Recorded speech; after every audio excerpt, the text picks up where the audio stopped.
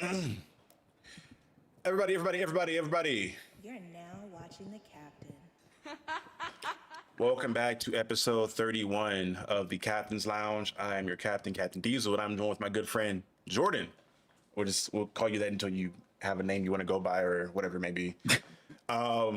Jordan is probably for the foreseeable future going to be like my consistent number two for a lot of content going forward on the Captain's Lounge specifically. So y'all can get used to seeing his face. Jordan, how you doing, bro? Hey man, good man. Just recovering from all the food I ate for Christmas, bro. Not I probably gained 5 pounds in the last couple of weeks. So She better name, bro. Thanksgiving, bro. I put on a smooth 10 back. I dropped 40 and then put 10 back on when I went home. no, But yeah, bro.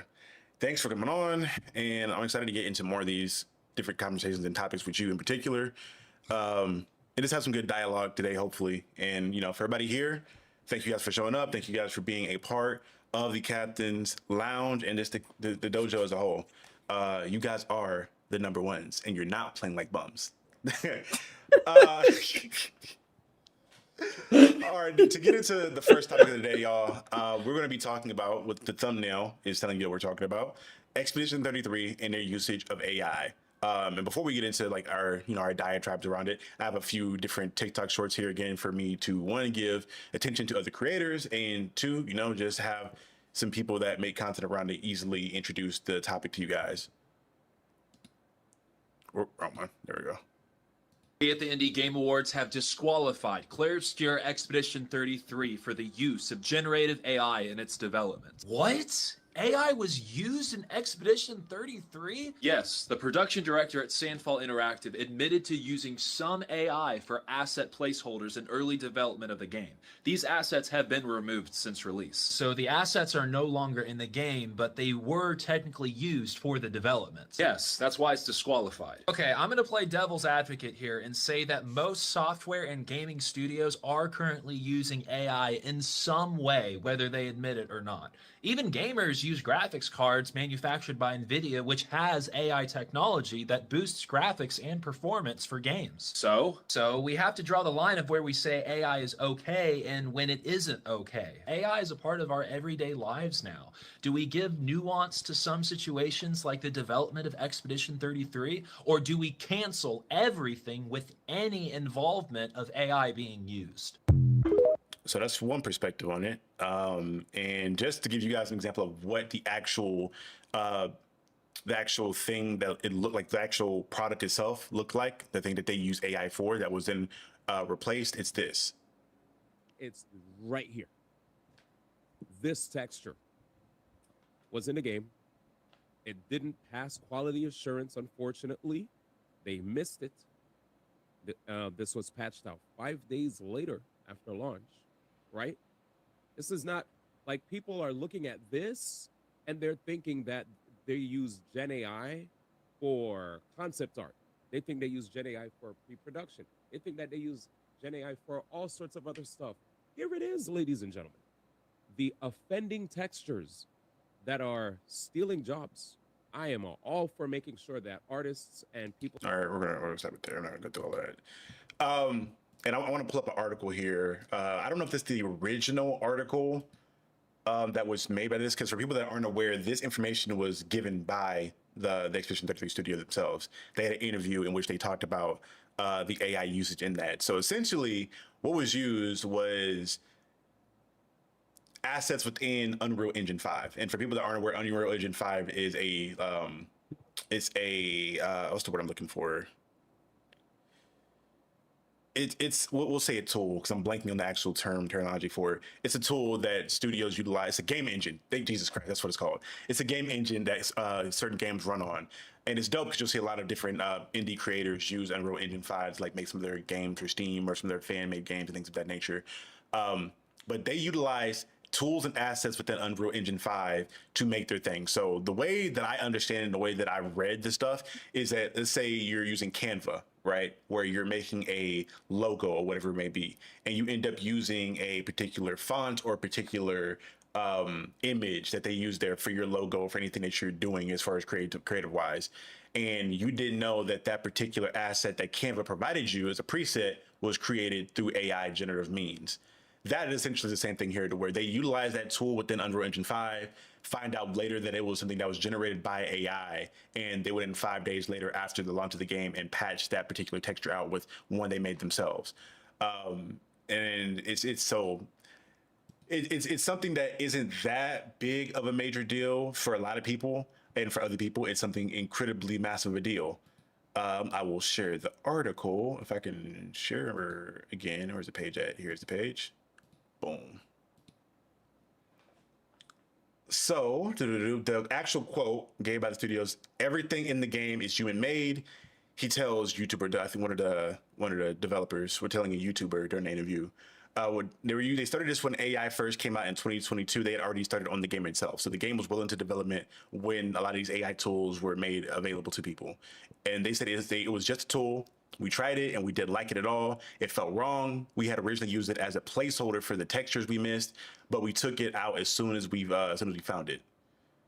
They want to make sure that everybody understands that everything in the game is human made, particularly noting the concept art and the voice work, two areas that have been discussed as avenues of incorporating AI to handle smaller jobs.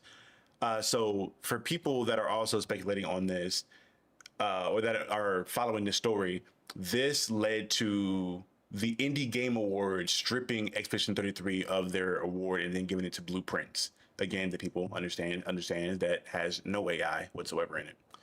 So before I dive deeper into this, Jordan, I want to give you your opportunity to kind of give your thoughts and perspectives on this. Yeah, I want to start off by saying, like I told Charlie this right before the stream, I asked for a full, absolute immunity when talking about this because I think AI is an evolving thing. Funny enough, you just said the whole thing about indie games giving it to somebody else. Who knows? Who knows? You know, we're talking about Exhibition 33. Like there could be other games we don't know having, that's used AI to some degree and just haven't talked about it yet. So I think this is always a revolving door discussion. So like I think this is always subject to change. This is the best information we have right now. But my initial thought is, I guess how everybody else's thought was in the beginning. It's like, oh my God, it used AI. That's terrible. Because for the most part, people just read the headlines and people need their clicks. So just having everything you just said, Charlie, is a great explanation, but you can't put all that in a header. So people just be like, Exhibition 33 just used AI. So easy for people to be like, what are you talking about? So I think everybody naturally who in this space creatively sees that and just like, that's terrible. Like, we all advocate for making sure humans, number one, are able to make these creative decisions and make these creative choices for games, movies, whatever the case may be. But after like looking all in this detail, it just goes into this bigger question of just like, what's more important, AI being used, period, or the final product truly still being human made? Because I think the last part of that article that I think you didn't mention is that they're not going to use any AI tools at all moving forward, period. And it's just like, I like that, but I'm more interested in this sort of almost philosophical question that I've seen even in my own work is like, what's more important, the final product and making sure you did it, or that throughout the process you didn't use AI at all to get to that final product? Because I know a lot of people where the final product is still their work, but maybe they use, like you said, like something from Canva that was a preset, a tool, or I know even in Canva, like you can take a photo and then like if you want to extend it to make it like, I don't know, let's just say the ratio isn't where you want it to be for your post or whatever, you can ask it to extend. That's technically AI. So I'm just like, where's the line? Because I'm all for it, man. Like I'm all for like getting rid of AI, period. I think it's a net negative, period. But in little moments like that, I think we're in this sort of like panopticon where it's just like now everybody's like walking on eggshells, making sure they're like reading the fine print. It's like this use AI, this use AI. And like it gets, I don't know. Google uses AI. If I search up Google right now, it gives you an AI summary. Did I use AI there? I think because initially I talked about this with my guys with the Blurring Lives Media. Shout out Greg, Nick, Sean, and the gang. And I was very adamantly against this whole idea of them using AI. And I was really like hard on the developers for this. Mostly because as a creative myself, like in making my own comic book and writing and things of that nature, and talking to a lot of different artists, I understand how devastating it is for artists to put time, effort, blood, sweat, and tears into honing a craft, getting good at that craft, and then creating your own style within that craft, and getting into a point to where we're going through, especially the beginning parts of when AI was first dropping, and people were like making like I remember that whole craze, especially in the Facebook groups, where people were making AI art pictures of themselves, like as superheroes Yeah. or as anime characters, or even recently with the whole trend of like women making that like one photo of the screen shit where they're on their bed Yeah. with their feet up, with holding the phone and shit. That was like a Oh big yeah. trend.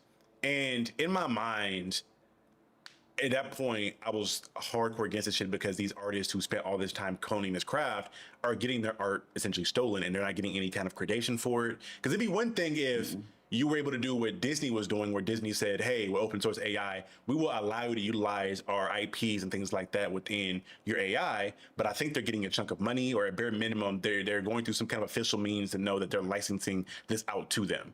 Most artists don't get that same opportunity where you can find out, like it'd be dope if you were able to create an AI image, right? And in that image or somewhere within that print, you were able to list all the different places, the artists that AI got that thing from. But it's just not the case. Mm-hmm. They're taking all these different aspects and things from other people's art and just making something. And for a lot of people, they'll just pawn that off as their own thing. And it's starting to get even better as far as like it's more difficult, especially with video, to understand what is AI, because hell, I think our friend Alex sent a link in our chat recently, one of our group chats, where it was like the Maximum Carnage anime thing that somebody did that was fan made, and me looking at it pretty hard, I could tell it was AI as hell. But if you're not like used to looking at video that's perceived as AI, you're not going to tell that, especially if somebody doesn't watch a lot of animated things, period. If you just watch anime every now and then, you're not going to tell the difference with stuff like that. Now, Nope. with this in particular, again, I was really hard and really against it initially, and then I went and did some more digging into seeing, like, reading the actual article and what was used. Once I found out, because initially I was really against it because the whole idea of these are jobs that you could have just paid somebody to do. I understand this is a smaller studio and you're already probably a lot into the whole in regards to funding this thing. But in my mind, it's the cost to do a business in my mind. Like if you're making something creative, like a video game or a book, you're gonna have to just pay that money. You can find an artist that can do it for cheaper, but the quality may not be there, or maybe it will be, but you're lucky with that. But cutting that corner doing AI, again, I'm looking at you sideways because again, in being creative, especially when you're outsourcing, that's just the cost of doing business. But seeing that they were using Unreal Engine and they used something that was available within the engine itself, and they weren't aware that it was AI initially. All right, now I give them a little bit more grace, and I'm not really mad at them specifically about their stuff because you weren't aware going into this that you were utilizing AI. Now, was that the truth? Maybe. They could be lying. It could be a whole thing. But I can only take them for face value for what's said now until somebody finds out that they were lying. Because I've even seen people like other developers, I think JG the Dawn went through and like checked their patch notes and saw like the timeline of when they said they patched it out matched up with what their patch notes were. Because usually with every game they show like the dates and what was changed, what was added, or whatever it may be for a patch note. So I'm not too mad at them. But to your point, I think this calls on the question of what is the line in the sand in regards to what you stop AI usage in? Like, where does that lie? Yeah, I mean, like I hope y'all guys understand. If y'all, so like my company, we use GChat, we use Google instead of Microsoft, like Teams or whatever. You know, when you text and they fill out the rest of the thing for you, that's AI generating that. Like that, like so. The point I'm just trying to make is, I actually think both sides are right. Because hear me out. I think the people who are saying we're blowing this out of proportion, yeah, they are valid because like they didn't make it for the whole game. It was for textures. But I think the people who are actually really mad about this are also valid too, because what we find with these corporations is if you give them an inch, they don't even run a mile. They just run to like, I don't know, the whole planet. Like it's just like I think it's good to take a stand like this because if we let this slide, companies are going to see this as like, oh, they don't have no big deal with this texture. Let's do it for another texture. And one texture turns into 10. And you see where I'm kind of going. It's like domino effect. So I understand people being like, hey, let's go ahead and call this into action right now so we don't have to worry about this being a bigger issue down the line. I completely get that. But then the question you ask is just like, whether we like it or not, we are all living in this society where all these companies think that AI is the future. So they are embedding in this in everything. It got you. I mean, if you have a Samsung or Android phone, you have to go into your settings and turn it off. Like Apple, I don't know if you know, Apple Intelligence uses AI. You need to turn it off. Like everything, like even everything that's new and improving with technology and any sort of outlet that you have it in, they're using AI to generate either recommendations or suggestions, or so it's everywhere. So for me, where my stance is I really like where the team went with Expedition 33. It's like, hey, as long as we're going to try to be conscious about it, we're not going to use it at all. That's all I can ask for, man. Like, because like these little moments where it's just like it just turns out that you did use AI, but that wasn't the intention. Like, I think you still should be calling the question just in case you might be lying or not, because we never know fully the truth. But Mm. I think being just intentional about it is all what I'm asking for. Because as human beings, as we're navigating through this until this AI bubble pops, this is going to be sprinkled into everything. Like, if we actually really sit back and see like how AI usage is being made. Like I gave the Google example. Like every time you search for Google, Google gives you an AI summary. AI was used to make that summary for you to read. You didn't ask for that, but it popped up there. So it's just like you used AI. Are you a bad person now? You know what I mean? So it's like it's to me, it's you are doing that is way different if you were like, hey, I'm about to write this story and completely use Chat GPT to write all this and say this is mine. You are a bad person. You are a loser, but everybody else is just doing it just because it's just a part of like, unfortunately, the time that we're in right now. I think I don't even want to say that's fine. It's just like that's just a part of like living in this system until eventually these companies find the next big thing that's cool, and then they're gonna be like, oh yeah, this AI stuff is junk, and then they'll drop it and they'll go on to the next thing. So it's almost like this isn't even like a long term thing. I still think this is temporary. Like there's still there's no statistical proof that AI actually makes any of our lives better. They're just telling us this because they're getting money for it. But like there can be just a point where it's just dropped. So I think we just have to be as conscious as we can be as intentional about making sure when we use it, why we use it, if we're not going to use it at all, and then just keep it pushing. And then call the big corporations who are really using it into question. Like I think at Exhibition 33, like yeah, like seeing this darling, this game of the year is shocking. But like we should be really more shocked about fucking Meta, who's like really using AI to like actually manipulate all of our lives. Like we should really be leaning more towards that. So it's like we should be critical of them in general, but I think there's bigger fish to fry with this. You know, I want to agree with you, but I think I'm not going to be as lenient on it just because there's no regulation on a lot of this stuff. Because No, AI is so detrimental in environmental issues when you're looking at Memphis, Tennessee, and like how, and not even just Memphis, Tennessee, and other places where these AI data centers are using all this water and then polluting the water and fucking a lot of the environment where you're looking at situations. And we were going to talk about this as the main topic, so I guess this kind of ties into it with the whole RAM issue, where companies like Nvidia are straight up saying we're not even going to sell to consumers anymore, to the public. We're only going to sell to these AI data centers and give them all this RAM. And now you're hyping up the prices on RAM for anyone else that wants to casually be a gamer or anyone else that wants to use these things. All in all, like as a whole, AI is fucking up a lot of these different aspects of it.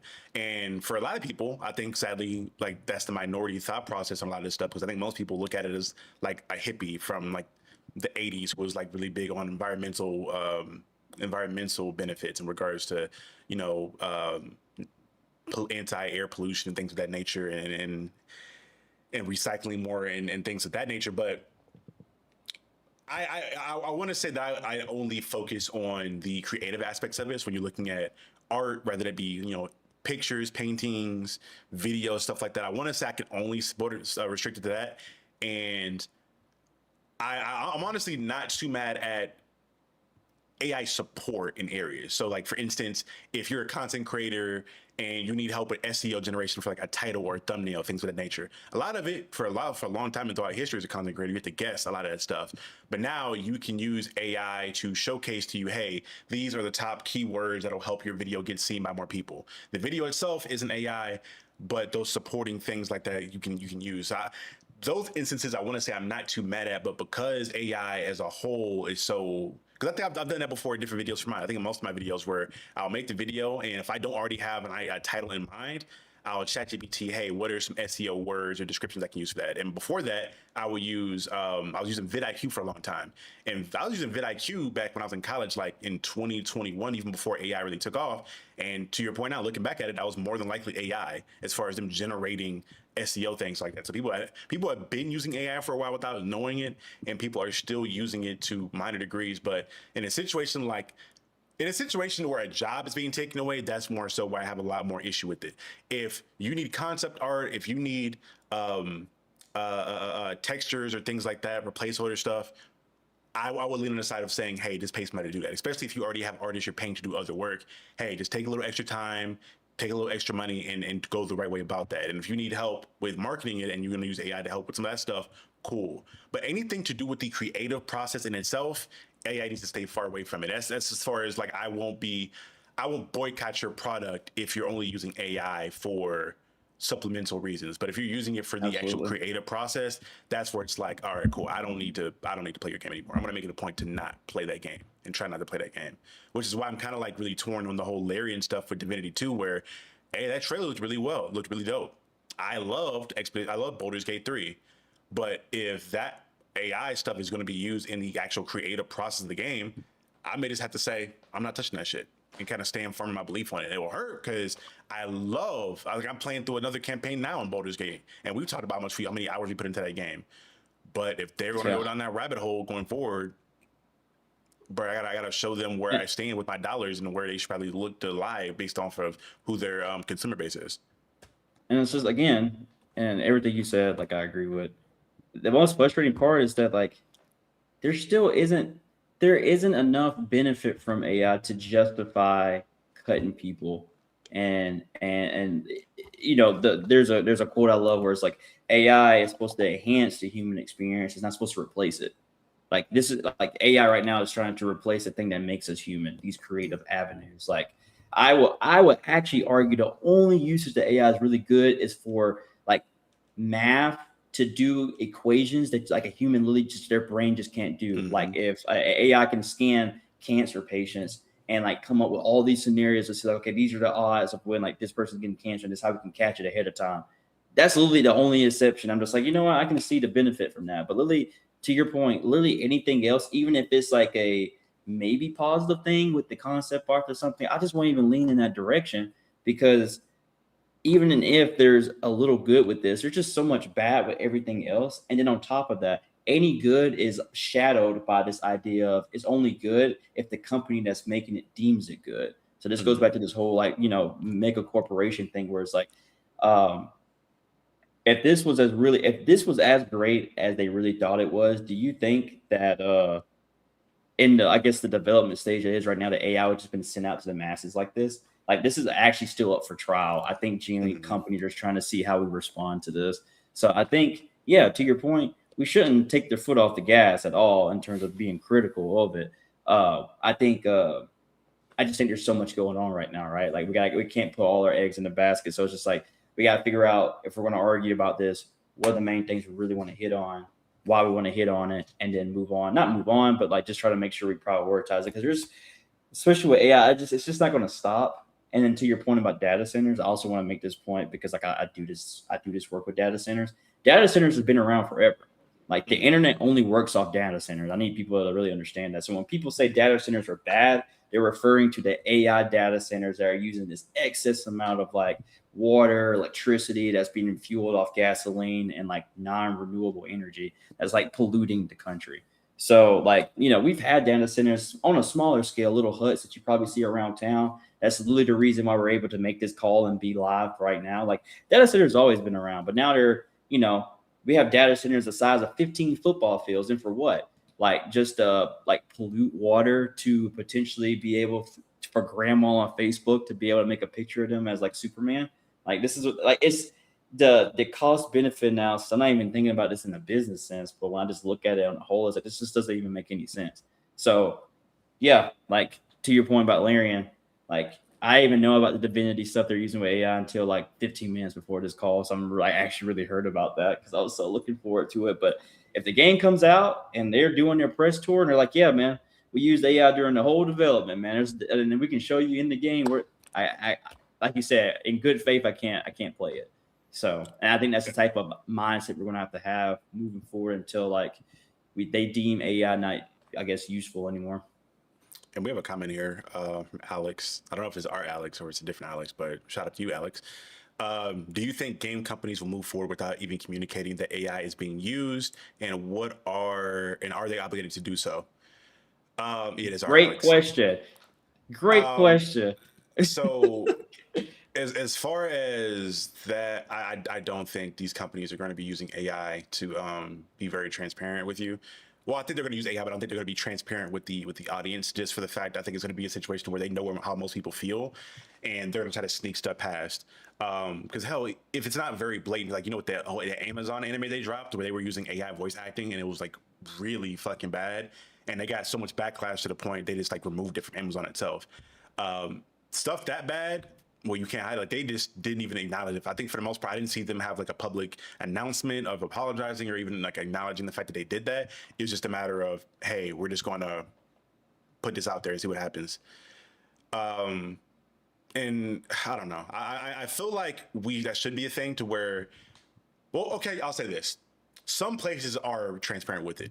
I know when I was uploading Reaper to Global Comics, when you were uploading your book there, you have an option to let people know, hey, was AI involved in any creative process for this book whatsoever? You can, check yay or nay for that, and people can put that as a filter to see if they want to consume that. And I think that's more of a healthy way to go about that. If people don't want to consume something that AI was used for at all whatsoever, give them that option. And I would be more appreciative with the transparency of it. And Liv, shout out to Liv. She says AI will always have use, and they will tell you enough to be satisfied. And I agree. I think that AI is always going to have its use, and we were talking about that earlier. AI is used in other minor ways up until now. I just think I have issue with it being used in the final creative process for a lot of things. I think that if you're making like YouTube videos, there's a lot of YouTube channels where it's just like, or even not even just YouTube, but like TikTok, whatever else, you'll see those videos where it's an AI voice running through a script that they have. I see it a lot for comic stuff where they'll like run through a description of a comic run or like a panel or whatever it may be, and it's like, Wolverine, did you know Wolverine, his healing factor is being overshadowed by his adamantium poisoning? And he'll run through this whole summary. And I'm like, shit like that annoys the fuck out of me because you can easily just read that yourself. But you just said, hey, I'm just going to use AI and go through the whole process there, or things of that nature.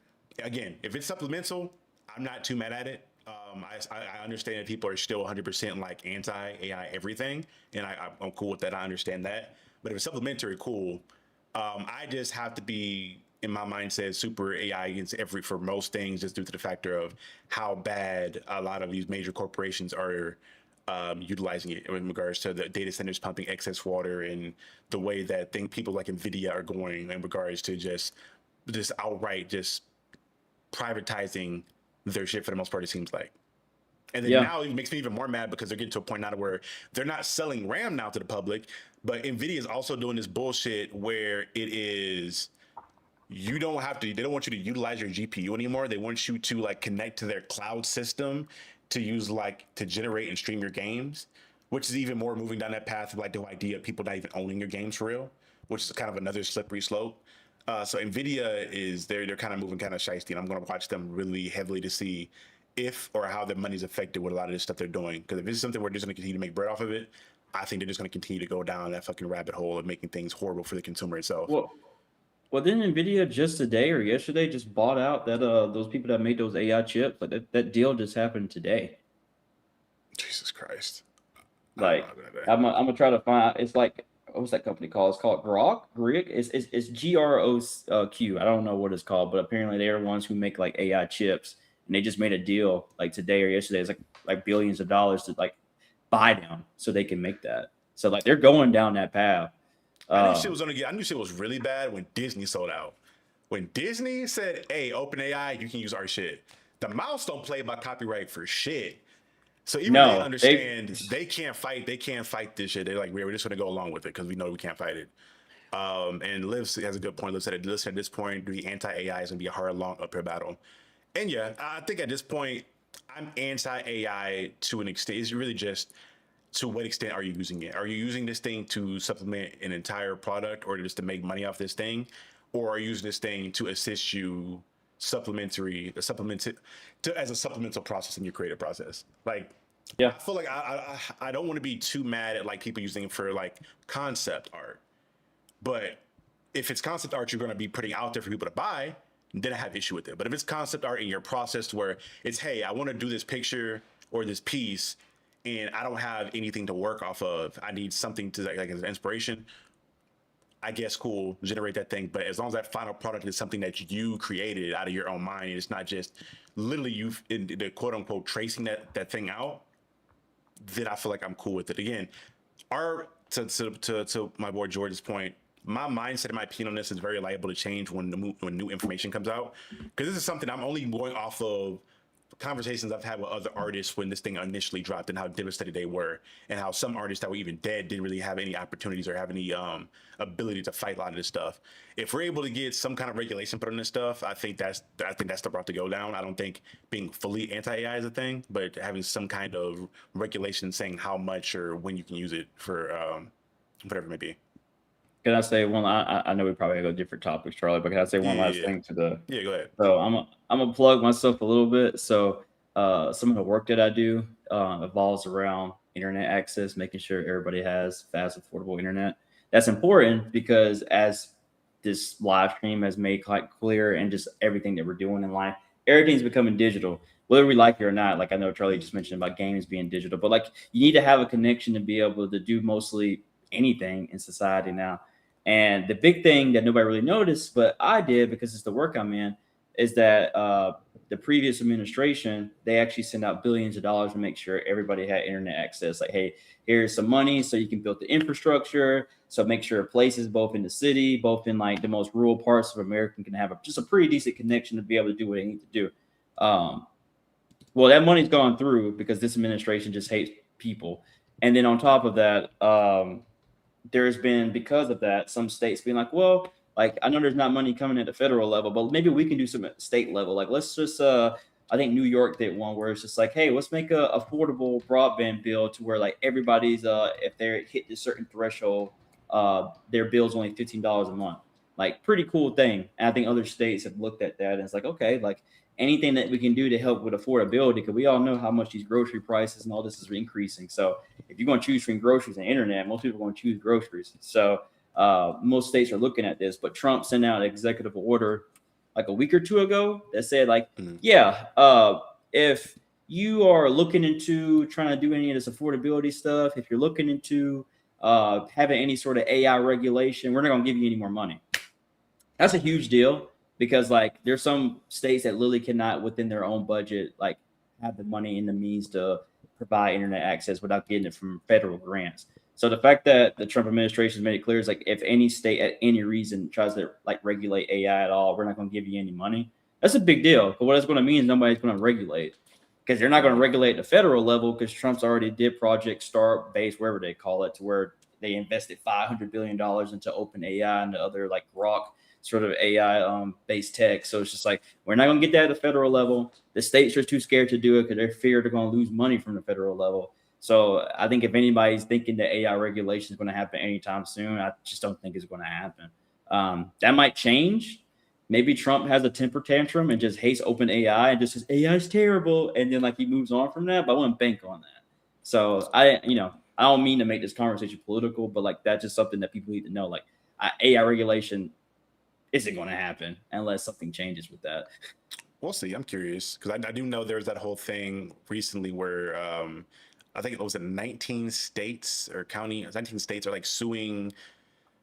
I think they're suing the Department of Health or directly suing RFK Jr. for the whole idea of, they essentially did a similar thing when it came to hormone blockers and things like that for student or operations for youth transitioning, where they were talking about it just being kids with gender dysmorphia, and they're threatening a lot of these companies that if you supply these medications or these operations, then they're not going to supply you federally.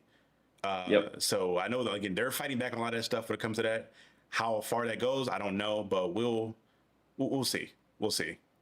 We'll see. They're just being bullies, but like to the other comments point, it's just like AI is going to be around in the meantime. I think to your point, Charlie, is just making sure like how ethical you're trying to be with it. because again, AI is sprinkled into every little thing. So Mhm. just being aware of it, knowing when to be like, okay, this is the line for me, and making sure other people know that as well. Because sometimes people just don't even know. Mhm. And this goes up to one of the comments we have here from my homegirl Liv. She says it's more about ethics. We need ethics training around it. And I agree. I think once we, I think it's really fresh and really new right now. So it's the wild, wild west. But as time goes on, we're going to have more. We're going to have more education around how to use this thing in an ethical manner. Like again, even when I remember when ChatGPT dropped in, there were kids being busted left and right for using it to write their whole papers in school. They were getting expelled and things like that. So that was the whole thing. And she Yeah. makes a start. Expedition 33 told folks they use AI after they won the game of the year. Yeah, so essentially with the Expedition 33 thing, it was them using a placeholder texture for one part of the game, which is like a flyer or a poster or something of some sort. And they went, and what it wasn't just an AI texture, it was them using a tool within Unreal Engine that they had there. So essentially the way I explained it was that within Unreal, like imagine Unreal Engine is Canva, and you use a asset in Canva to make something like a logo or whatever it may be, and Canva didn't publicize that that particular asset was AI generated.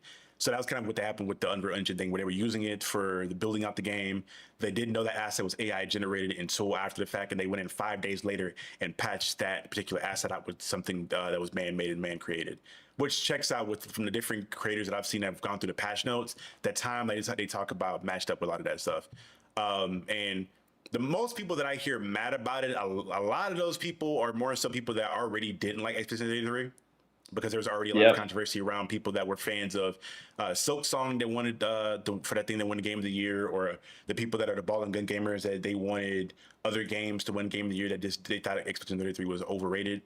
A lot of that is that for the most part. There are some people that are genuinely like against AI that are mad about that situation, but from most of the discourse I've seen online, it's people that already didn't like the game to begin with, so they're using this as fuel to their fire. Charlie, what you talking about, man? Madden 26 should have won, bro. Jesus Christ. Which again, I'm not again. If you want to do that whole thing of like saying like, yeah, we're gonna like any AI used at all is banned. I get that. That's perfectly fine with me. Because there are other games that are also like really good that were well deserving of that game of the year. Especially and again, the game of the year award that got stripped wasn't the official like game of the year thing. It was the Indie Game Awards.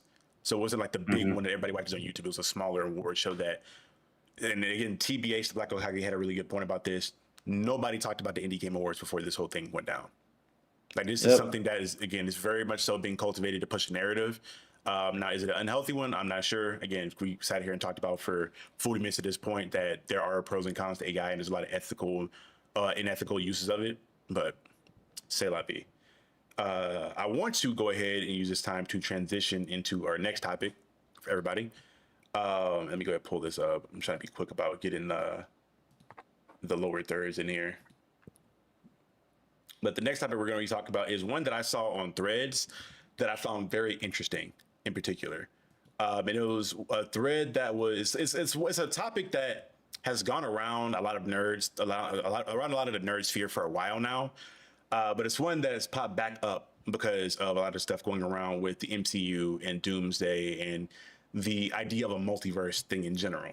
A lot of people have had issues with there being a multiverse, things of that nature, but this thing in particular was one that it was a conversation I want to have. So I'll just pull a post up. I'm bullshitting there. How about I zoom in on that shit? Oh, I'll just read it out. This starts off with a thread saying, "For the love of God, read comic books before posting your shitty opinion on comic book movies." And this creator here says, "While I can generally understand where this thought is coming from, I honestly think it's a tad unfair to say things like this because a large chunk of people who engage with the superhero genre don't read comics primarily due to the fact getting into comics is an overwhelming process. Instead of saying things like this or bullying people for not having comic book knowledge, we should be helping people dive into comics so that they can learn more about their favorite MCU and DCU heroes." And this is a point here from my guy Ernie that I honestly agree with a lot with. He says, "Hard disagree comics." Oh my God, I'm fucking up. "Hard disagree comics are easy to get into. You just got to walk into a comic shop and ask, hey, what's good? Or hey, I like this show / movie. Any comics like that. There's literally a comic for everyone. Normies making simple mistake or misspoke, cool. But if someone watches one movie, if that, and comes to me claiming that they know more than me, but are spouting lies and misinformation and trying to sow division and spread hate amongst my community, they get bullied, full stop. I will say this. I want to tackle the first thought of this person, I don't be game, saying that comics are hard to get into. They are not. They are not. They are not. As somebody that grew up watching and reading a lot of comic book content and reading comic books as a young person and didn't even have a lot of excess knowledge about a lot of this stuff, I had to gain that over time. It was really easy to get into. From the video games I played, again, a game like Ultimate Alliance gave me a lot of prior information into like the Marvel universe and the little things and little relationships. And then me reading comic books when I could get my hands on them was dope. I think the only thing that made comics difficult for me to get into as a child was having a mother that would not take me to comic shops on a daily basis to buy comic books. Like I only got them if I was in a magazine, if I was in like a CVS or happened to be somewhere else that sold them where I could just get one there, because she was not going out of her way to take me to a comic shop. But if you're a grown adult or a teenager, or you have access to drive yourself somewhere, or you even have a parent that's willing to take you to a comic shop, you can easily get into something. And that was something that I agree with Ernie on, was the idea that comic shops, for the most part, are very welcoming and a very open environment. If you find your local comic shop close to you and, like, to your point, and say, hey, I've only watched the MCU and I'm a fan of Iron Man, and I'm seeing Doomsday is coming out, and I'm curious, are there any comics that kind of relate to Iron Man being a villain, or even Doctor Doom being Iron Man, whatever it may be? Because there's a whole thing called, I think it's Superior Iron Man, where Doctor Doom essentially took over the mantle of being Iron Man for a little bit. And for the most part, if those comics are if those types of comics are in the shop, they have them in stock, those people that are in there will guide you to those books easily. Me, as somebody who reads a lot of comics, I say, hey, I'm interested in having more art or more reading more stuff from this other person. Take me to there. And my guy Greg makes a good point here. He says comics can be hard because there's so many options. It's sort of like Netflix choice paralysis. Although I understand that, I call bullshit on that. That's bullshit to me, because yes, there is choice paralysis, but at the end of the day, when you're ordering food, when you're making any other decision in your life, there's choice paralysis, but you find a way to make those decisions in yourself. You go off of something you like and say, hey, I want to read this thing, I'm interested in this thing, and you find a way you find something that's tangentially related to whatever you're interested in. And for people that are, because I do understand people that have issues with, and again, funny enough, perfect comment popped up to address this, and I know I'm kind of wilding in. But Liv says yes, and then you'll go into there, and though that balding nerd will be like, yeah, if you start with issue 3, then go to series 7, 3, 4. I look at this, honestly, Liv, I look at this comment in the same way that I look at black men or other men nerds that say, oh, I got bullied for being a nerd, or there were no women that were into nerd stuff. They were there. Those options are there. I think there are people that will bully you and try to make you feel less than, and feel like they have superior comic book knowledge to you. But for the most part, in my experience, when I've talked to a plethora of different comic book creators, hell, me and Jordan went to different comic book shops to try to like get my book in different stores, and I talked to a bunch of different people. When you mention anything you're interested in, comic book wise, usually people that work there or people that are around want to get you into their thing. They want to bring you into their world.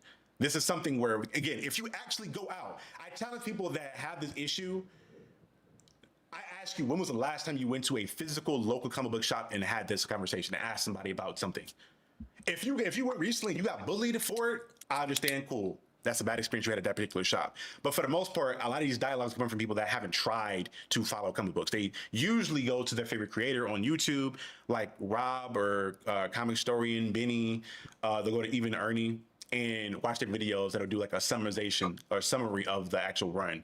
And that's where you get a lot of information.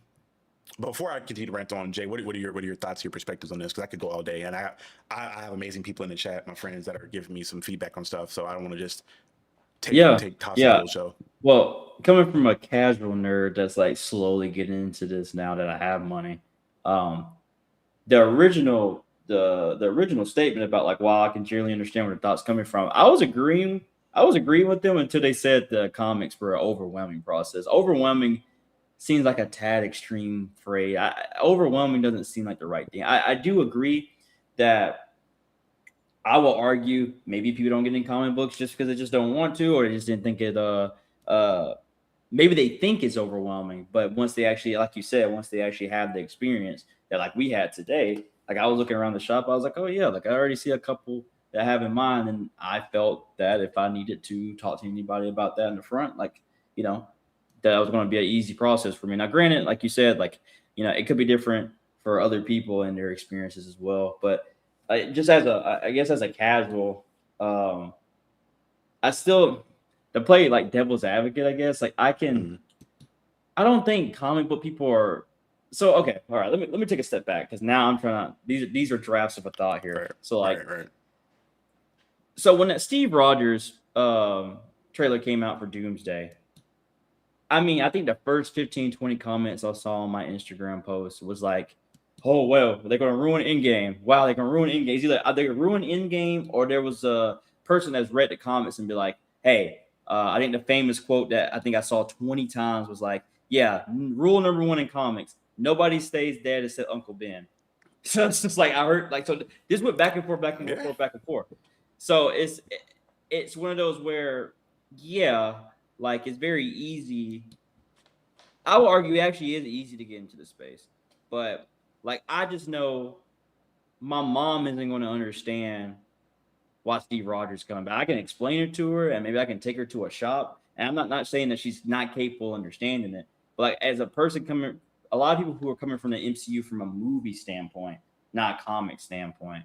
And this is where I guess this goes to a whole other discussion of like where comic book movies are placed, because I think comic book fans are looking at it as a comic put on the screen, while people who watch it as a movie, they look at it as just like a series, like MCU is an ongoing series, like those series that your mom and dad used to watch back in the day, like I don't know, Hospital Inn or something, where those people be on that show for like 50 years. So it's like, yeah, it'll be really weird if Susie the nurse died in season 2 and now she's back in season 10. That probably will confuse you, but you're looking at it from a movie TV show standpoint. If you're coming from a comic standpoint, it's like, man, it's another day in the office. So I just think there's already a fundamental disagreement, because I think people are coming from comic book movies from two different standpoints. So I don't think anybody's technically wrong in this situation. I think comic book folks are right. Like, just go read it, man. You'll realize it's normal. But in the movie, folks are just like, well, yeah, like I don't read that stuff, so this is confusing to me, or feel like this is like upending something. So I don't know where the answer is to that though. Like, is the answer just to be like, hey, you should read more comic books? But what if they don't want to? Like, what if this process is simple? Let's just say, for the sake of the argument, Charlie, Right. you're 100% right. This is easy. Get into comic books is easy. Mhm. What if they said, I don't care? What if they just say, I don't care? This still doesn't make any sense to me.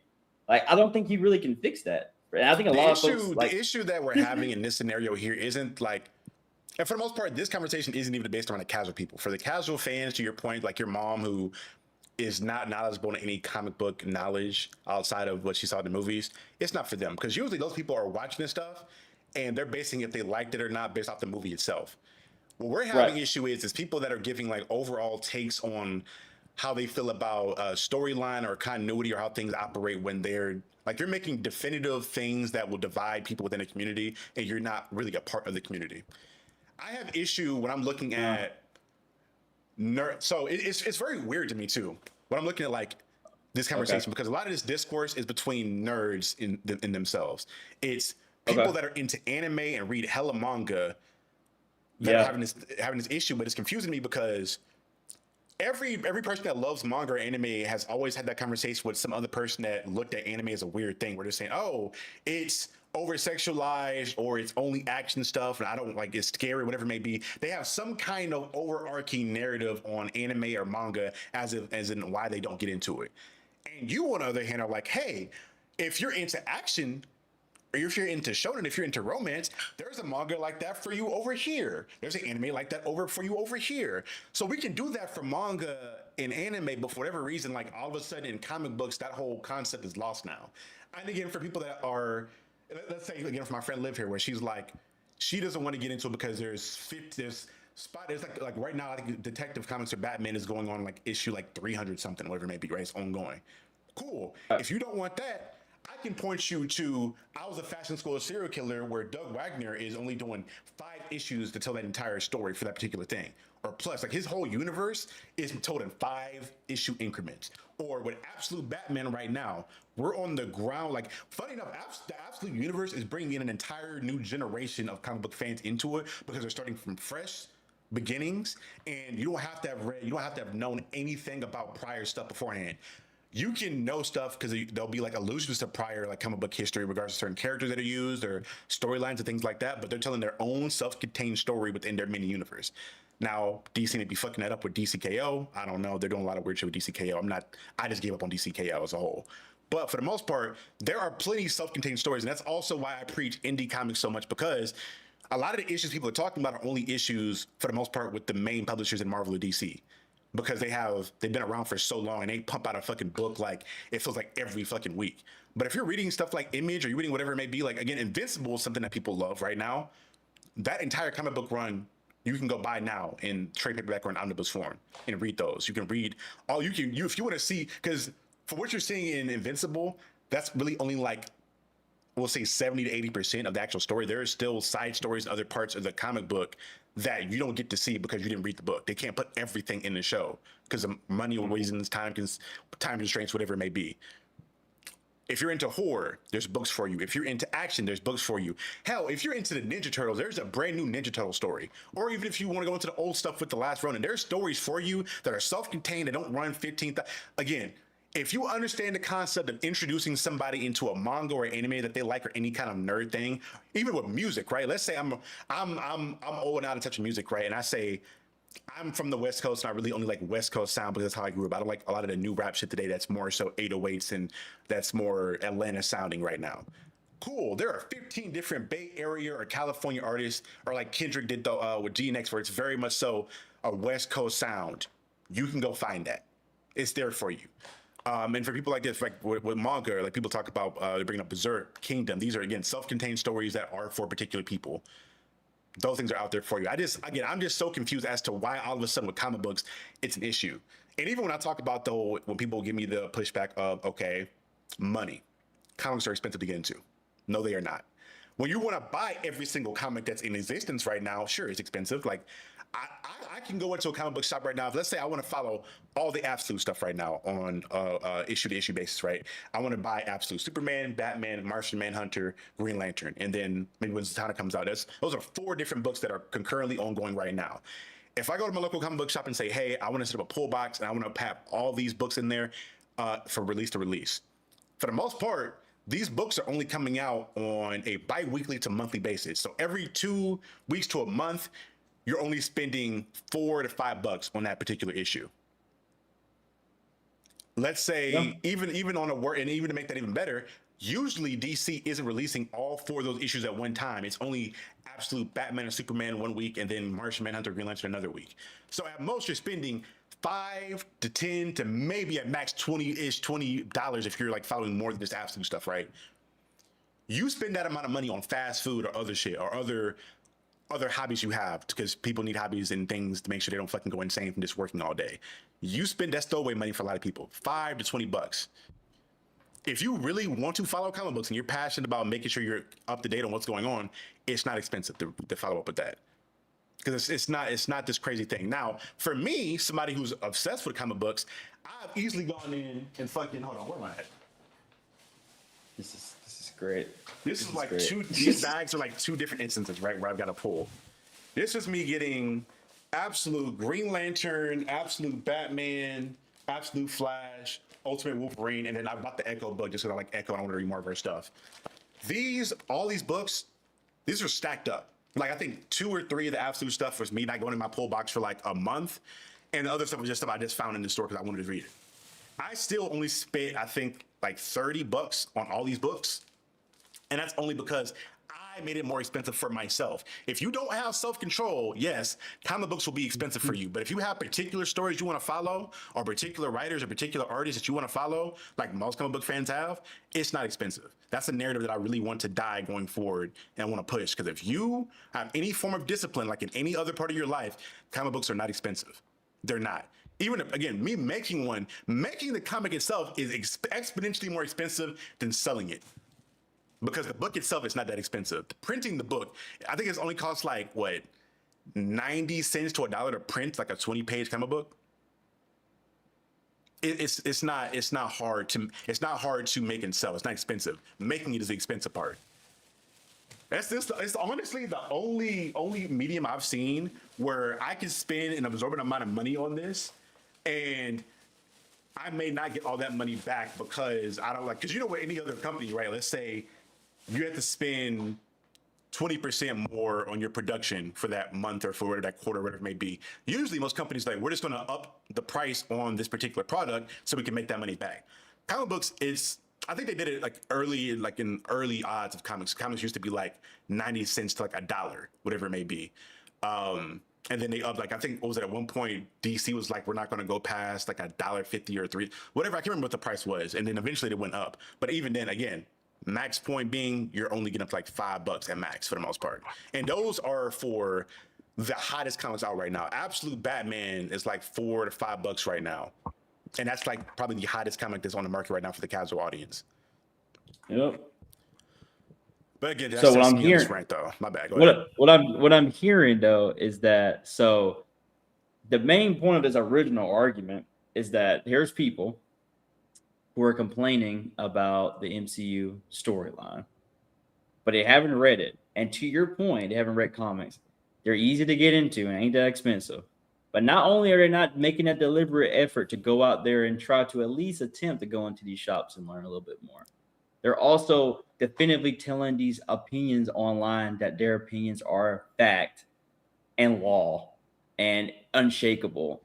I think that's the part that's actually throwing me off. Like, it's okay to be like my mom. Like, my mom now on Facebook being like, man, like, this thing is stupid. Y'all comic book folks are stupid if y'all think this is the right thing. Like, this is, I know what I watch, and this is not what it needs to be. That's a whole different thing than just being like, oh yeah, like I don't understand why this is, but like, you know, I'm just letting it ride.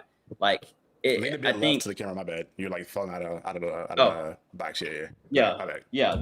No, you're good. Yeah, I just think, I think that's where you say like this is a nerd versus nerd thing. I mean, and this is, again, we've actually had this conversation before. I think when we did like the Hot Ones argument, or the Hot Ones thing that we did with Chris, we talked about like people who read the anime and manga versus like just watch the TV show, like who's more of a fan. Like, this has always been sort of a tit for tat thing that's always been going. I don't think it's ever going to end because there's just some people who just won't read the source material. Now, this goes into the people who read the source material inherently better fans. Like, that's a whole different discussion. But I think, I don't know, I've just never been a guy who's setting absolutes. So for somebody to be like, give these shitty ass opinions and not only just read the source material, but won't make the effort to read the source material, but then proceeds to think their opinion is the only opinion, that's where the problem starts, in my opinion. Like, you can have an opinion, but like, to make the statement just like this is the definitive one, or I don't understand why this is. But then when comic book fans who actually read the source material is like, hey, like, here's some comics where I just kind of proved it, like this kind of happens in the comics all the time, and you're just like, oh, I don't care about that. Like, well, you're not really, you know what I mean? Like, you're not really actually contributing to like this conversation then. It's I don't know, man. It's always been this weird thing in how I evaluate comic book movies versus action movies, because there's objectively things that go into making a movie, from pacing to writing to the way it's shot, that make a movie good. And some of those things, again, also can make a comic book movie good. But there are particular things about the writing that is going to come across weird or not correct because of the fact it's in this connective tissue of a web that Marvel or DC has going on. And again, it's similar to comic books. You can have this run going on, but because you have one writer that comes into this ongoing Spider-Man run like a year or two later, he has to connect back to what's already been made or try to reset that in a way where he can move on with his story in the way he wants to tell the story. And it's always been a weird thing with a lot of this stuff as far as the comic book thing, and the way that comic books are written. So it's not, it's an issue as far as the medium of a movie goes.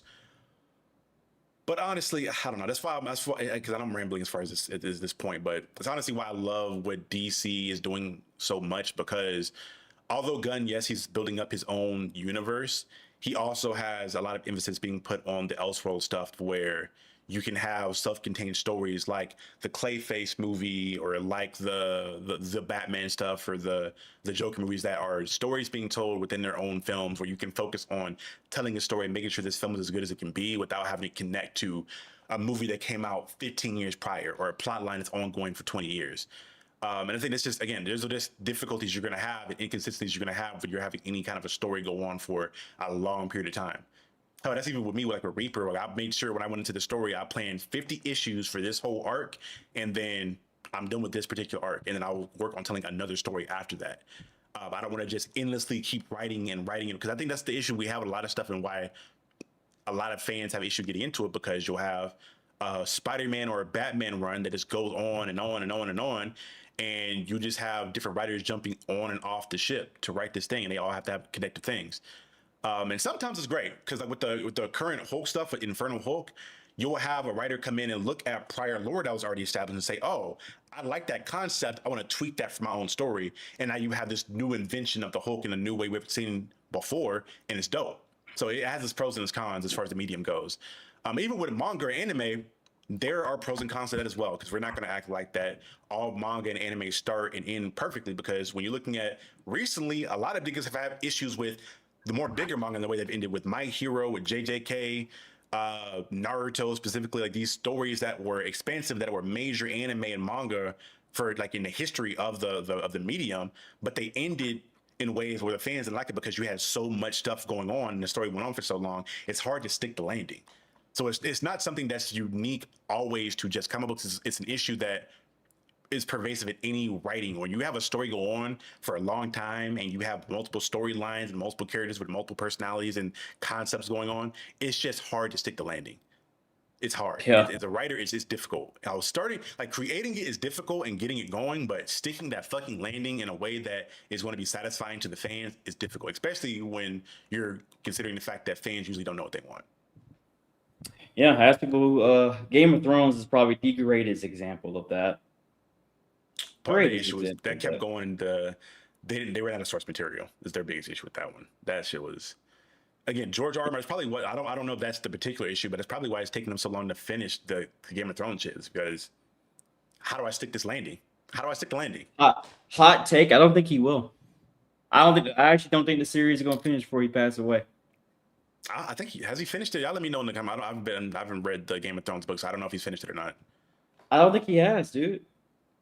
And he keeps on saying, I'll get to it, bro. I'll get to it. I'm just like, I don't know, man. Like, I don't know how old the man is, but he ain't 20. Yeah. It's, again, I empathize with him, because, bro, I can't imagine having a book series that, like, renowned, where people love it that much. And it's like, okay, how do I make people happy? Especially when you see how bad the show ended and how, like, the perception of that. Yeah, bro. It's Yeah. tough. It's He is tough. 70. He is 77. Dang, he's The that Winds old? of Winter. The Winds of Winter. The next book. I think there's like one more book after that. Actually, got delayed again, according to this Reddit thread 4 days ago. And there's just claims suggest that he's just never going to release it. So that sucks. That sucks. Jesus. But I do feel for him, because like I can't imagine the pressure to feel like you need to fix this thing. He probably thinks he inherently needs to fix the ending. Yeah. And So- usually what ends up, because I know, I thought, again, more the most recent one being the My Hero ending, I saw people that were like angry as fuck with the manga and the way it ended. And it really took them having like an additional chapter that wrapped everything up with the bow on it, for people to be like, all right, now we're more comfortable with this ending now. Because most of it was like people wanted to find out the ships and how people ended up together and what was going on there. And again, it was like, I think it was like what, 430 or 130 was the issue of the chapter. I can't remember. And they just had throwing one more there to wrap up the My Hero story. And then with JJK, you had niggas going, it was like a mean beef online for a while with the JJK ending, where niggas were like, I can write the ending better, and niggas were like, how dare you say you can do better than this legendary mangaka, blah blah blah, blah. It was this whole thing. So again, I get so irritated when I look at the narrative around comic books within the nerd community, and how niggas will like love and adore and push things like X-Men and Spider-Man and Batman. Like, they love comic book characters in the comic book medium. Not even the medium, but they like the things that come from the medium. But when it comes to the medium itself, niggas are like, oh, I don't like it. part of me thinks it's because niggas don't want to read. I'll keep it a buck. Because I think that's part of the reason why. That's part of the reason why you have a lot of niggas that have issues with like, anime only watchers versus the manga readers. Where like, don't spoil the stuff for me. I'm like, niggas don't want to read, bro. And as somebody that I fully acknowledge, I'm usually an anime only watcher because I don't want to be spoiled the story. I'm not gonna read the manga because I don't want to read. There's no point in me watching the anime. At least for me, I don't see the point in like reading this story and then seeing the thing retold word for word. Comic books, at least for me, there's a comic book story that they're gonna adapt. It's not a one-to-one thing. It's an adaptation. So it's a new thing that can potentially be done. But that's just me personally, how I feel about that stuff. But again, most niggas don't want to read, period, at all. They just want to watch the thing and consume it and keep it pushing. Because there's a whole, I had the amount of niggas I had to like when I put up a TikTok around my issues with Welcome to Dairy and It in general, one of those things. Niggas have a mean misunderstanding of how Pennywise, the entity, works. It's like, oh well, he needs fear to do this thing. I'm like, no, this celestial being does not need fear to kill you. The nigga can turn into a bear and maul you at any point. He wants you to be scared so you taste better, nigga. Like but it's something that if you don't read the book, you're not going to know because it's something that isn't conveyed 100% accurately or at least like thoroughly to fans during the show or the movie. So now people have this misconception, but because they don't want to read, niggas don't want to have again. That's the main things. We got time down. Read, nigga, read. Right. Media literacy is already a bad thing, but literacy as a whole, nigga, is getting scary. It's pretty bad, actually. But let's move into the last topic here. But my bad. Before I move into that, do you have any closing thoughts on the topic? Because I know I kind of soloed that topic for the most part. Nah, man, this is more your space for sure. I just kind of want to leave it to. As a person who hasn't been at many comic shops, and I went into one today, and I've been to a couple now.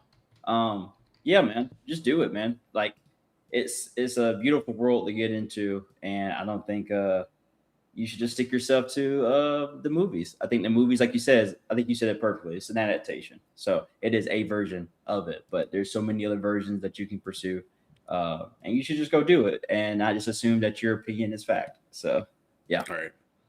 And again, you saw it today. Like we walked into the shop, talked to the dude. I think I was talking about this even before me even like announcing that I was trying to get my comic book in the shop. It was just me talking about Absolute Green Lantern. And me and you were having a conversation about it. And he was like, oh yeah, I like such and such. I like this and this and this about it. I enjoyed this, that, or the third. And we were having a general dialogue around the shit, like immediately. And this guy worked in the shop. Didn't try to sell me anything. Didn't try to do whatever else. He just wanted to have a conversation around it. And it was a welcoming environment. And it's a white man. Because there's already this whole issue in the conversation around like white nerds versus black nerds and like the dichotomy there.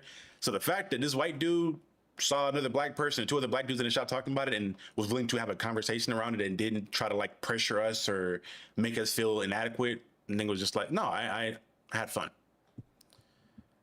Yeah. But moving on to the last topic, as you guys can see, it's about a trip I had recently where I went to Washington, D.C. with the Players Alliance, and we did our best to fight this EA deal, this leverage buyout deal that's hopefully not going to happen, but it's scheduled to happen. So, for people that are not aware of what this is in particular, EA, Electronic Arts, the studio behind things like Dragon Age Inquisition, Mass Effect, Madden, like a lot of the bigger games, like a lot of games that were like genre defining in gaming. They are potentially looking to be bought out. Oh, Sims as well. They're looking to be bought out by a investment company that was constructed by the Saudi Crown Prince. So it's a Saudi investment firm. And additionally with that, Jared Kushner, Trump's son-in-law, is also a part of that deal. So that in general is like the fucking Legion of Doom teaming up together to buy something. Now, why bring this up? EA in itself is a really shitty company for the most part. It has a lot of its issues historically around how they operate. But all that being said, EA is still one of the largest, if not the largest, gaming publishers in the world. And usually in any kind of company or medium or space, when a major player in that space is making a move, people are going to watch that and then they potentially copy that thing if they think it's going to be beneficial for their own company.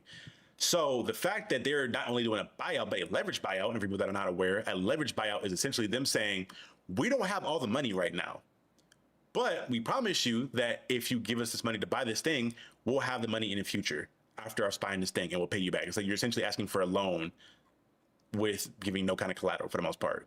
And what makes this even worse is that if this buyout happens, they're gonna fucking lump on $20 billion in debt for EA itself. So what does that lead to? That leads to EA having to recoup that money. How do they recoup that money? Through layoffs. Immediately, people are going to get fired. Though a lot of jobs are going to get replaced with AI in a lot of ways that we talked about earlier, where we're talking about creative ways that are going to make these games worse, objectively speaking. It's going to lead to them overcharging for a lot of different things. It's going to lead to them installing a lot more microtransactions in the games that they put out to try to recoup a lot of these funds and make up for that $20 billion in debt. And even more dangerously, because the company will be owned and controlled by a Saudi investment company, which means they'd be owned and controlled by the Saudi Arabian crown prince, it means you're accepted. Any of the games that come out, any of the media associated with it, it's acceptable to be changed or altered to fit the standard that the Saudi crown prince has. So if it's same-sex characters in the game that are, have a romance, because you're looking at a game like Mass Effect, or hell, Mass Effect in general, you can fucking get in a relationship with an alien that could be the same sex or whatever it may be. Those types of things may be, taken out of those games, period, or not allowed. And again, so there's a lot of reasonings why this is an issue. So that being the case, myself and the Players Alliance got up and we decided to fight back against that. So we collected 5,000 signatures, which I think the news for this came out in October. So from October until like 3 weeks ago, we collected 5,000 signatures, which is a shit ton in that short amount of time. And we went and delivered that to the Treasury of the U.S. I'm blanking on the guy's name, the Treasury right now. And we presented it to him.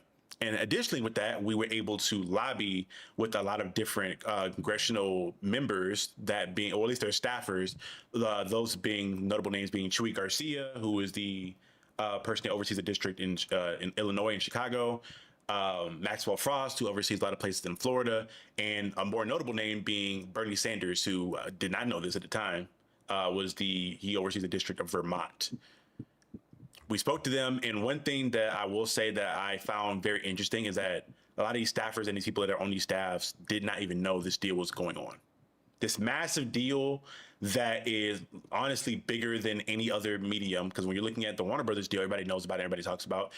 Movie and cinema in general is only representative up to like $26 billion.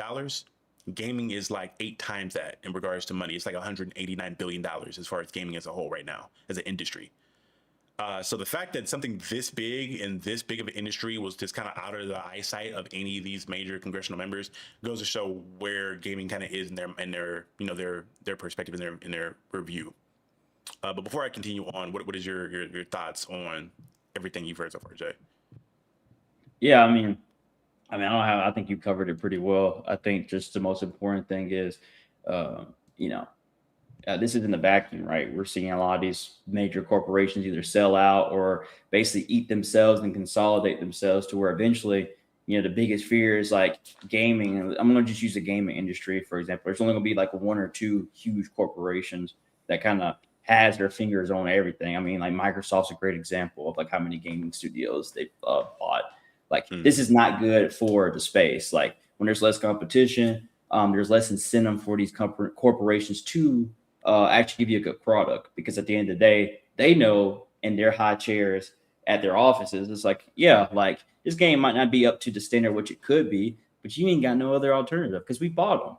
So the quality decreases. To your point about the Saudi prince, the thing, like The Sims is a huge thing. The Sims is so like inclusive. Like I love The Sims. I haven't played it as much as I have in the past, but we don't know the future of that, to where like maybe the Saudi prince, if this deal go through, it's just like, all that gay shit, I don't want that in The Sims. Like they could just, I know that sounds bad. I'm just like, that is the reality that we face, because the guidelines we have here are going to be way different than the guidelines they have here. Saudi Arabia is a way different country than America, and what they allow and what they don't allow. I mean, like, not to like make this about like wrestling, but I know like when wrestlers go over there, like, the women wrestlers who probably are exposed, like they maybe show more skin, like they can't do that there. Like, it's just like, these are sort of things that you have to think about. So all in all, like, this is just a continuation of what we're seeing in every field of like just these media corporations, instead of actually using their excess profits to actually make better products, they just want to buy out everybody else and then keep the money for themselves. So I applaud I applaud you guys for actually going to the staffers, which, by the way, I need people to know. Most politicians actually don't even do the work. Staffers actually do like 90% of the work. So to anybody that's being like, oh, Charlie didn't actually meet with Bernie Sanders, like, yeah, but meeting with his staff is actually a big deal because they're probably the ones that actually do 90% of the work. From the way I understood it, from the way the staffers talked about it, they legit will like have all the phone calls, take all the meetings for people that are lobbying, and gather up all this information, and then package it in a way that's digestible to these to the politicians, so that they can then go to the Congress floor or wherever they need to go to and have these conversations and shuck and jive. For the most part. No, I mean, like, you're not wrong. Yeah. Because a lot of these niggas be tap dancing with a lot of these because a lot of something else that people may not know is that although we as individuals, and well, I guess as an organization with the Players Alliance, but for the most part as individuals want to go lobby, a lot of major companies will like legit just like they'll lobby, meaning they'll pay a lot of these Congress members to just act in the benefit that they want them to. Because I think you only make like 50,000 a year or something like that on being a Congress representative. And it costs like $1 million to run for that position. So a lot of people make that money up on the back end by getting paid by these major corporations. So they act in the best interest of them. So yeah, there's because you can question how if our lobbying is even going to do anything. But what I will say to kind of add some light at the end of the tunnel is that we also brought up to them that, hey, there are almost 200 million gamers in this country, which makes up like almost 2/3 of all Americans. And a lot of these people in gaming, there are a massive amount of the constituents that you've been trying to reach for a long time, being like young men that are gamers. You have an untapped constituent base that you just haven't put time or money into. And it's also something that isn't just an issue for like one type of gamer. This isn't a conservative thing or a liberal thing. Like all gamers, no matter what side of the lens you sit on politically, all agree this is a bad thing for the most part. So if you get up and fight against this, you've tapped into a constituency that you have never tapped into before. That could be big for you going down the line as far as getting reelected or anything else you want to try to get done. So that also was like a eyebrow raising thing for a lot of these staffers, because they were like, oh damn, we didn't even understand like how many people, how big gaming was as a whole. So I think it's something that is mutually beneficial for the people in regards to them fighting this deal and things like this, and also beneficial for them as well, as far as just being able to tap into a constituency that they didn't know existed for the most part. It's very interesting. It is, and I had conversations with Zach, who was with you out there in DC, and it's just Shout like out, Zach. Shout out to Zach. He does great work, and I think from those conversations I've had with him and Charlie, I think that light at the end of the tunnel, it's just important to remember, like, we can make a difference because these politicians, I know they're on our TVs and they're on our news articles, and they might seem like these mystical people, but they are just people. Mm-hmm. So like being able to, and Charlie, I don't want to steal your thunder, but like Charlie talked about, like when he go in there and we went into the Capitol, like that demystified that. Like, it's just like, oh, like, this is a cool place, but it's like, these are just niggas doing a job. And it's like they got a lot on their plate. Like there's, again, you can argue with tariffs and all this stuff that's going on. Yeah, gaming is not going to be on the top of their forefront, but it's important that you go there and at least let them hear your voice, just so they know, like, hey, this is the significance of this. Like, again, the biggest money maker product ever in the history of entertainment was Grand Theft Auto 5. Like, to a point where Grand Theft Auto 6, their budget is probably estimated to be $1 billion, and they're going to make more than 10 times with that, easy. So it's just like the money. If we're talking about economics, or even if you're a politician and you want to, like Charlie said, tap into the constituents and make you some little money that stays in America, if you care about that so much, here's a prime example of like, this is about to hop overseas, man. We can keep this in America if you care about this so much, and people having jobs and people making sure that, like, EA's not great. We all agree with that, but like, there's 7 levels of hell. It's like, if you want level, like you want the first level or you want the 7 level, like your choice. So it's like sometimes, slow motion is better than no motion. So I like to say, so, it might not mean much in the grand scheme of things, but there's something beautiful about a collective coming together and saying, hey, we collectively believe that this is bad and you should know that. So it's really awesome thing that you guys did there, because like, I think sometimes in this space right now, it can feel like there's nothing you can do. But again, there's more of us than them. So like your point, 200 million people that game, And that's on a different, on the spectrum from people who game every day or every so often. Like, y'all voices can be heard. And like, if we put the pressure on them, eventually they will have to listen. Cause again, that's like 2/3 of the country right there. People are going to be mad about that. Yeah, and then again, right now they don't really notice it now, and I think it's another deal that's kind of hush hush for a lot of people. But if it goes through, shit's gonna get really wicked, really fast. Yep. But sure. Before, because we're getting ready to close out here, because stuff like this camera batteries gonna last too long. I gotta the dummy batteries hopefully gonna be here Monday. But before we close out of here, y'all, again, for people that came in a little bit later, this is the Captain's Lounge. This is going to be a weekly stream that I'm going to be doing with my guy Jordan for the most part here. I'll have other people come in occasionally, or if he's not here, I'll have replacements, whatever it may be. But for the most part, the Captain's Lounge is mostly gonna be my guy, me and my guy Jordan here going through different topics. So you can expect this. I think we said Tuesdays. We're gonna do it like every Tuesday around 8 to 9 o'clock, one or two. And then, so that's also is big news for the channel as a whole in general. This stream is going to be more consistent. Lives, we get to see Mr. Jordan weekly. Just Liv's locked in. Liv's obsessed with you right now. Hey, she thinks you're cute. Hey, appreciate you. Yeah, we all in. We locked in for real.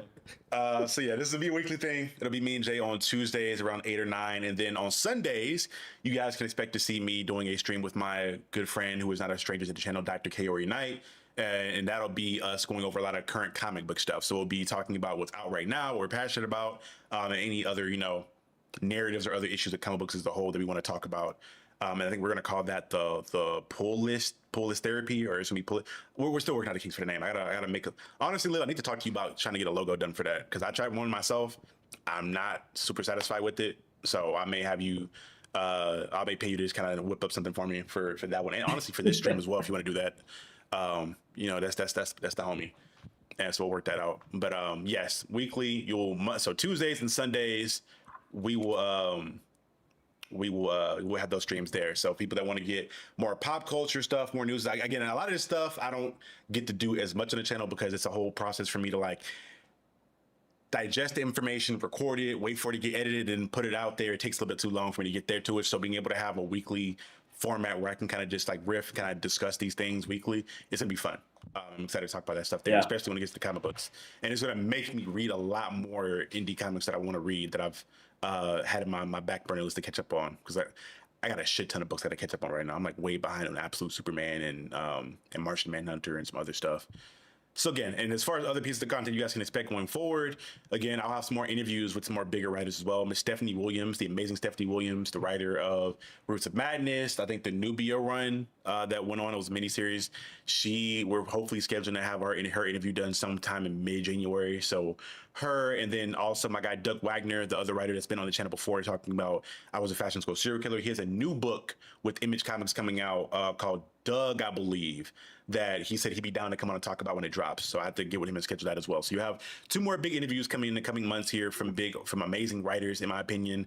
And I want to get more people on here to talk about that as well. I think I'm going to have Ernie come on too. There's an indie book that he put out recently. I'm going to get him on to talk about. And then as content as a whole, I'm going to double down on, more reviews, more movie reviews, more discussing this nerd stuff in general and nerd culture. And I want to do more comic content, like this pre-recorded stuff. My goal right now is to sit down and read through all of Daredevil Shadowland and kind of talk about that story and how I'm going to enjoy that, because I do think that's going to be very much so something that's going to be the inspiration for the new Daredevil season coming in forward, and for a lot of stuff post Spider-Man Brand New Day. So I think that'll be something for me to break down. It's a story that I've had interest in for a while now because it's evil Daredevil. So yeah, y'all let me know if you guys want to be tapped in for that. And then outside of the YouTube channel as a whole, content-wise, obviously for people that have not been made aware of, I have a new comic book that I myself wrote and produced with an amazing team of people called Reaper that is out now. Over Christmas break, did me well because I legit sat down at home and wrote out the second issue, which is now pretty much done. I think I got this some minor grammatical stuff that I'm getting cleaned up, but second issue's done. And I'm about to be ready to start the Kickstarter for it soon, because I paid for issue 1 out of all my pocket. That shit kicked my ass. So I'm gonna have the Kickstarter up hopefully in a day or so. I'm getting a video made that's gonna be kind of a explanation on the journey of me making the first book, and also so it'll be the video that I have go up on the Kickstarter for that. So if you guys want to support that, you can guys find it there. And yeah, I legit storylined out all 50 of the issues for Reaper in this big arc. And I also had the idea for a spin-off comic that I sat down and did that I'm going to be calling, for people that are here now, you'll know, I'm calling Operation Often. And basing it off of the real life Operation Often, which was a derivative of the MK Ultra program that went down in the 1960s or 50s, I think. Because for people that aren't aware, those files got like leaked to the board, they got released to the public, where you guys can go see it. Operation Often was essentially the U.S. government bringing in a bunch of witches, occultists, satanic worshippers, all those people that are within the occult, in an effort to weaponize the supernatural during the Cold War. So that's a real life thing that happened. You guys can go look at, but I'm kind of basing my story off of that, and it'll potentially be a spinoff of Reaper that'll kind of lead into maybe the next 50 issues if I decide to do that many. But again, that's just a long timeline thing of what I have going on here, stuff that I got planned out. I'm just trying to be more intentional about making sure that I'm planning out my content for not just the YouTube channel, but for my writing endeavors and anything else I have going forward. So just keep you guys informed. I want to be a lot more consistent with having a legit set time schedule for this so that I can not only create the content better, but nigga just sleep better, because I've been operating off the cuff so far, and sleep has been here and there and not very existent. But you know, I've been blessed and highly favored in a lot of different ways, and I want to thank everybody that has been a follower up to this point to help me get to 5,000 subscribers, that have watched my videos, that have liked and commented on it, engaged in my stuff, that have bought a copy of Reaper, physical or otherwise. Again, I appreciate all of you guys so much. Just thank y'all, man. Thank y'all. You guys are number ones. And for the niggas that have not supported in any way, You're supposed to be our number one, and you're playing like a bum. you're playing like a bot, man. Let's start doing your job. But thank y'all so much. And again, do you have videos coming out this week? I think the next video that I may be putting out is either going to be the Reaper stuff, or I'm reading and going to do a review of the Batman Beyond Static crossover comic.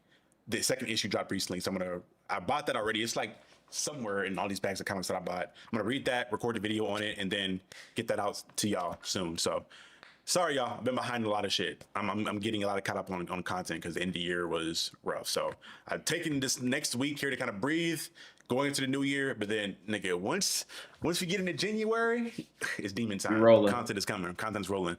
Consistency is rolling. So thank you guys so much. This has been Captain Diesel of Captain Diesel's Dojo and my guy Jordan.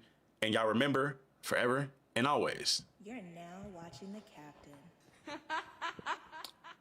we'll see y'all next time. Be good people.